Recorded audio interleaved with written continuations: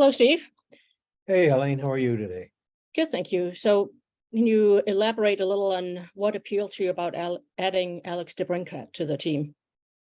Well, I mean, I think we'd all describe him as a goal-scoring winger. We talked, I think, at right around the free agency opening there about potentially adding more goal-scoring ability to the team, and I think that Alex definitely fits that bill. I think he's a very, very intelligent hockey player. Has shown he can score goals at every level, at the junior level, at the NHL level. But a very intelligent player and fit in nicely on the wing with us, whoever the coach decides to play him with. Do you think this makes your roster look more able to compete for a push for a playoff spot, maybe? Well, I would say I think we're a better team today with Alex DeBrincat in the lineup. I hope all the changes we've made, additions we've made to the roster, make us a more competitive team.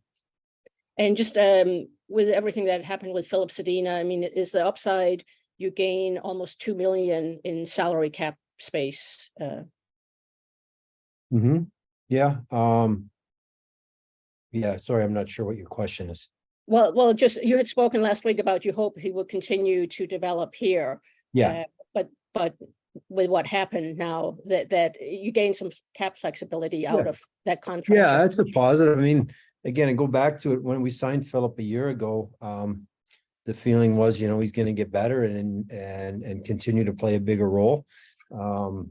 Mostly through injury this year, that didn't happen, and it's yeah. So I'd rather have $1.8 million in cap space than potentially a player playing in the American Hockey League. Philip wanted a fresh start. He's able to do that. Good for him. And we were able to put the not only the cap space but the actual dollars into other things. And lastly, you said last week you needed sleep and scoring. So now you've addressed scoring. So can you sleep now? Can we go on vacation now? Yeah. Well, we got a few things to do this week, but I think Helene, things will dramatically slow down now for us. Thanks, Steve. Yep. Max? Steve, when you say you got a few things to do this week, is that administrative, or are you talking, is there more? Do you think you're not done yet roster wise?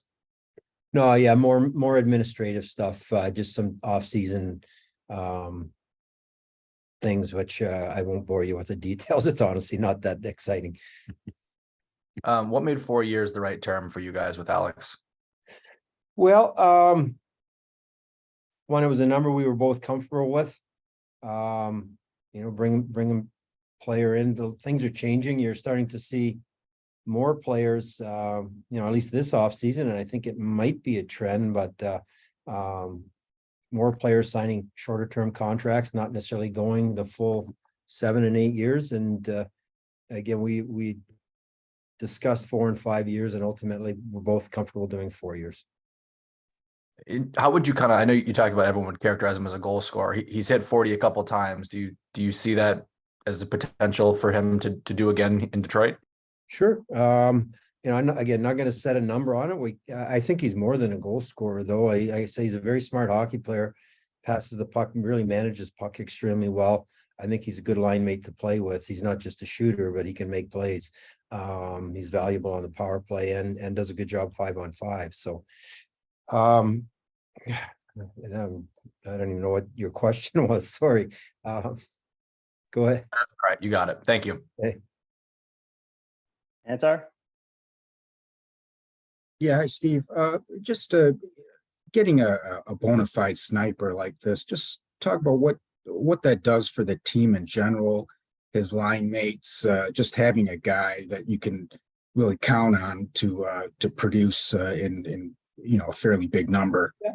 Well, they're just limited number of actual, like what we call, I don't know what the true definition of a goal scorer is, but there just aren't a lot of them around the league, that guys that can get it on their stick, and anytime they shoot it, it looks like it has a chance of going in. I think we categorize Alex in that mold as a sniper. Just one shot can change a game. I think, with our players, you've seen, at the deadline, myself trading actual hockey players for draft picks, and, the players, they have to have people to play with. So I would think without, I ran into Ben Sherratt in the hallway on my way upstairs. He's excited that we brought not only Alex, but other players in, because they want to be as competitive as they possibly could be. So I think the guys will feel good that, we've added NHL quality players to the roster, and we hope to be more competitive, and the players will feed off of that. And he's obviously proven that size isn't an issue with him. I'm just wondering, when you go back to when he was at Erie and looking at him and scouting him, just what were your impressions of him? And I mean, for a second round pick, pretty rare to go right from juniors to the NHL. Just what do you remember from watching him Yeah, back? well, I remember, and it happens a lot. The only question was, geez, he's not very big. Will he be able to play in the NHL? And he's shown he's able to do that. One, for two reasons. Probably one, he's very intelligent and he knows how to play, and he's a competitive guy. So we talk around the draft about, it's not an exact science. Every team had a shot at him, and for whatever reason, he slid through the cracks to the second round. But has proven to be a really good player. And I think that you got hockey sense and you're competitive. That really gives you a chance. Combine that with the ability to shoot the puck, and then he's a pretty good player. Thanks, Steve. Art? Hi, Steve. I'm kind of curious, even though I guess during his formative years, you would have been in Tampa, but did you have any kind of relationship with Alex? Do you know him at all since, No. he grew up in this area? Yeah, no, I didn't. Watched him play in Erie in junior, prior to the draft, being drafted, or in his junior career. Obviously playing against the Blackhawks, but no, actually, I'm not even sure I've ever met Alex before. We talked on the phone last night. Certainly aware of his career as play going back to junior.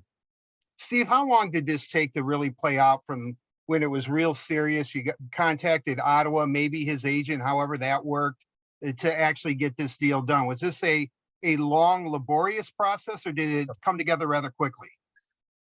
It wasn't long and laborious at all.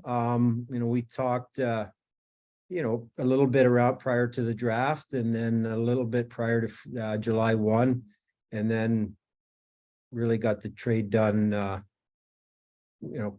quickly yesterday, and was able to get a contract done quickly after that. When you look at where the team is at right now, everyone's still excited about the $8 million below the cap, but I would imagine, is your philosophy, you don't want to hit the ceiling, right? You would like to have couple of million maybe to play with, considering professional sports, there's always an unforeseen adversarial thing down the road. I mean, you don't plan to go to the ceiling, right? Not today, I don't. I'm not going to rule anything out, Art. Like if there's a great player out there and we can acquire him or something, that forces us to go, where we would strongly consider it. We're not, we're not restrained by finances. We're restrained by the salary cap. And we're not just going to go to the cap just to go to the cap, but certainly if an opportunity comes along that makes our team better, that forces us to it, we're prepared to do that. Having said that, I'm not aware of any scenario that's going to happen at this time. So I don't see us doing a whole lot more. And one final thing, to put a whole bow on the Zadina thing, were you surprised that it came to termination? I mean, it seemed last week when you talked about it, if he cleared waivers, and we all assumed he would because of the contract, that he would come to camp and try to win a spot? Or have you ever gone through anything like this before, where a player wants such a fresh start that he's willing to walk away from millions of dollars? Well, I haven't done it very often, but we have terminated contracts, and that players were looking to move on, whether they go back to Europe or tired of tired of playing in the American Hockey League or whatnot. So we have had it. not so much on a contract similar to Phillips. But I gotta, was I surprised a little bit? I discussed this, I brought it up with Philip earlier in the summer, discussed it with his agent a little bit. And ultimately, if he wanted a fresh start, like I've tried to trade, we put him on waivers, couldn't move him.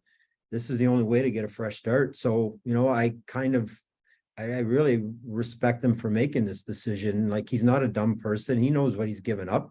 But his career is more important than the dollars, and I wish him well. I really do. As I'd said last week, you asked me about, is there any animosity? And, the player wants to play. I want him to play. There's no guarantees in that, but Philip Zadina, my experience with him was always good. He's a nice young man. He's worked hard. It hasn't worked out. I wish him good luck somewhere else. Bob? Yeah, Steve, with this addition and also with Gostishby here from free agency, do you feel like you've significantly upgraded your power plays potential? I think so. And potential being the key word, Bob. I hope it works out, but Gostis Beher, he can really shoot the puck. He has been on good power plays. He can score from back there. So it gives the coaching staff another option and a left shot option on the top, which, with Mo Sider, potentially Jake Wallman playing a little bit on the power play, and Shane, I think so on the back end, it gives you different looks, righties and lefties. And then Alex, he's normally played off the hash marks on the left wing. I expect him to play there. What Derek and his staff decide to do, who plays where on it, I think we have more options. I think we have more rights and left shots, a bit better balance. So I would hope that both of our units we're a little deeper, that we can put both units out there, be a little bit more effective, in turn bump that power play percentage up a little bit. When you go through something like this, obviously you don't know you're going to get the player till it actually happens. Does experience just teach you to remove emotion from it and it's just business? Yeah, pretty much. There's always an emotional element to all of this stuff, like you get to know the players personally, the ones, you're training for, or trading away, the players that you're acquiring. You do your best to get to know them, or you do your best homework to find out what they're really like on and off the ice, and make sure they're going to fit in. And then ultimately, I always try to say, what is the best thing for the hockey club? Ultimately, that's my job. In any decision we make, is always putting the interests of the team first, and try to do that. Thank you. Nolan?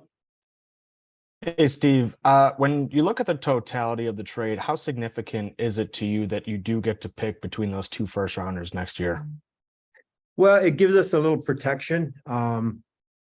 Ultimately, the only control we have over what Boston does is when we play Boston. I don't know, we play them 3 or 4 times this year.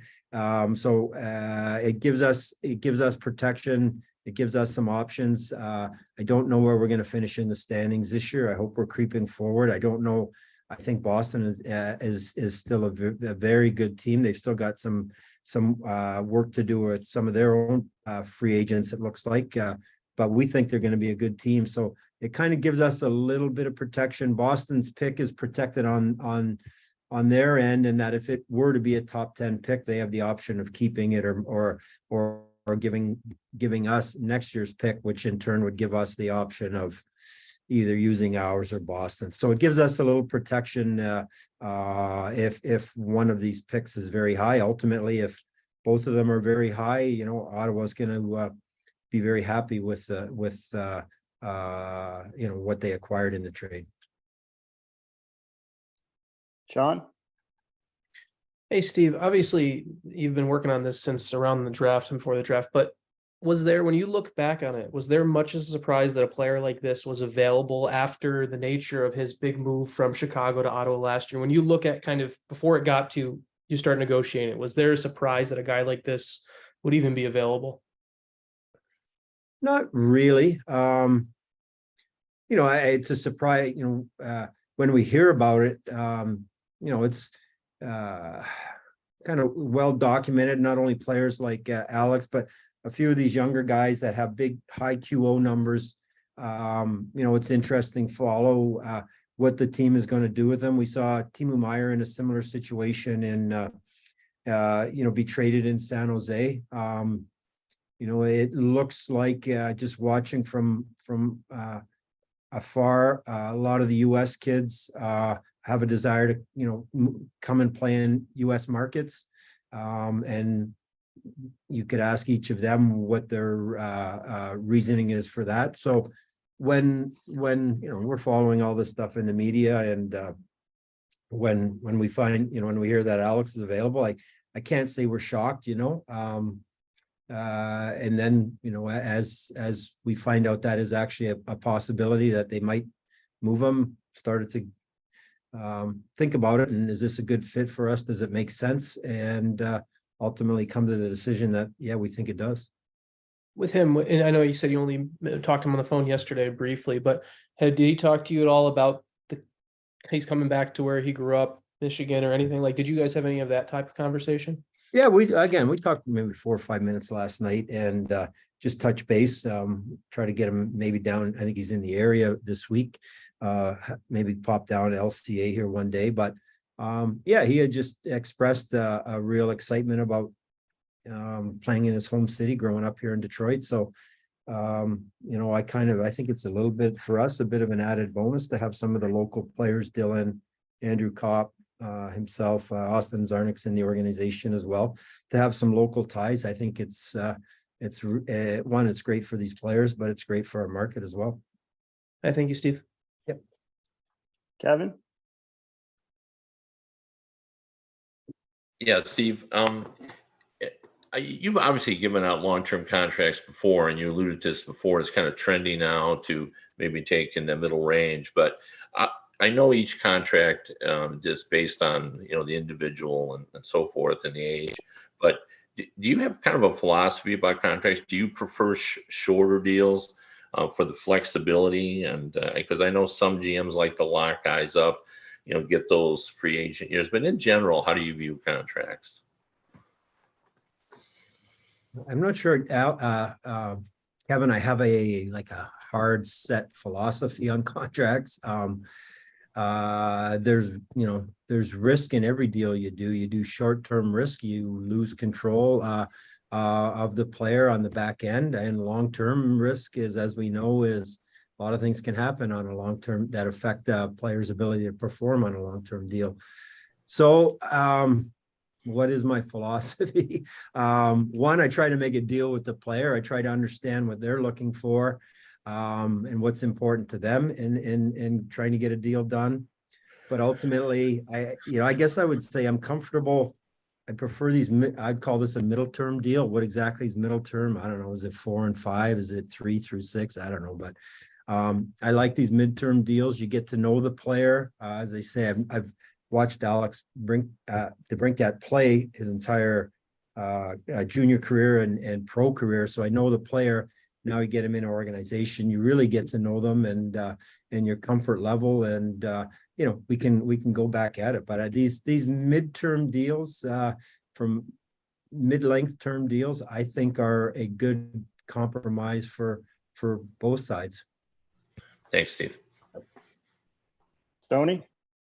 Hi, Steve.